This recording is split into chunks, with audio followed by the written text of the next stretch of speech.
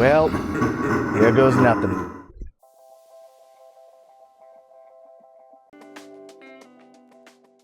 Hi, welcome to Film Stash. My name is Douglas Campbell. So, in honor of the latest Stephen King adaptation of The Long Walk, I'm going to be, for this review, doing my own long walk. So just for some background, The Long Walk was a 1979 novel written by Stephen King under Richard Bachman, because he couldn't release too many books at a time, so he came up with an alias. And The Long Walk book, it takes 100 boys in a not-so-distant future, and every year they have to take a long walk. And you have to go 4 miles an hour, you cannot stop, and if you do stop, you get shot and you die. This film, it's been in the works for a while. It went from multiple different people.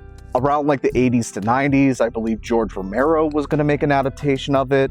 You know, they worked together on Creepshow, so that makes sense. Eventually it went from Frank Darabont, who did The Shawshank Redemption, and eventually it went to Lionsgate, and Francis Lawrence, who worked on the later Hunger Games sequels, he adapted this book into the feature film that we have today. Now, what intrigued me about this book, and honestly the premise of this film, is that it is really simple. You force people to walk, you set up the stakes that if you stop you die. It's really simple but super effective. The number one issue that I think this film, if you were to bring it to anybody, would come across is just, how do you make walking tense? How do you make it interesting? There's only so many camera angles you can do, but because there's this over-looming threat, shit could go wrong at any second. And it's surprisingly really engaging for a little over a 2-hour runtime. It is really tense. What are some of the immediate questions that you would have right now as a viewer if you were presented the idea of The Long Walk?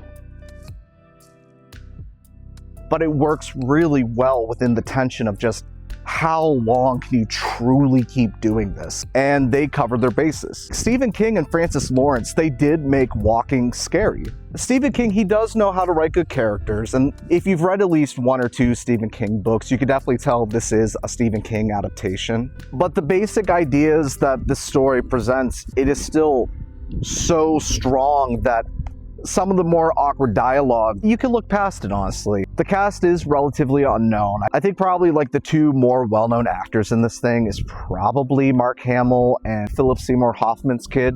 They both are great in the film, but honestly, everybody in this film is great. I definitely got to check out the filmography of the rest of this cast. The world still seems very much intact, but the status quo has changed, and it tells it in very subtle ways besides the games itself. Because this film, it's just from the perspective of people walking. You get these beautiful shots of the landscape that show that the country has become more rural, more farm-like, but at the same time, because a bunch of stuff got banned over time, the public has become less informed over time, intentionally so. It's a very subtle storytelling technique that shows the state of the world, and I thought was really well done. It's just, I can't sing this film's praises enough. But if there's some things that I had to say was a little bit mixed, I definitely think this film, it probably could have been better handled as a short story, like an anthology. But the thing is, I really don't think that there's anything I would change about it. Although I will say that you probably could have trimmed maybe 10 minutes from this film as a whole. Some of the dialogue, like I mentioned before, Stephen King, he has really good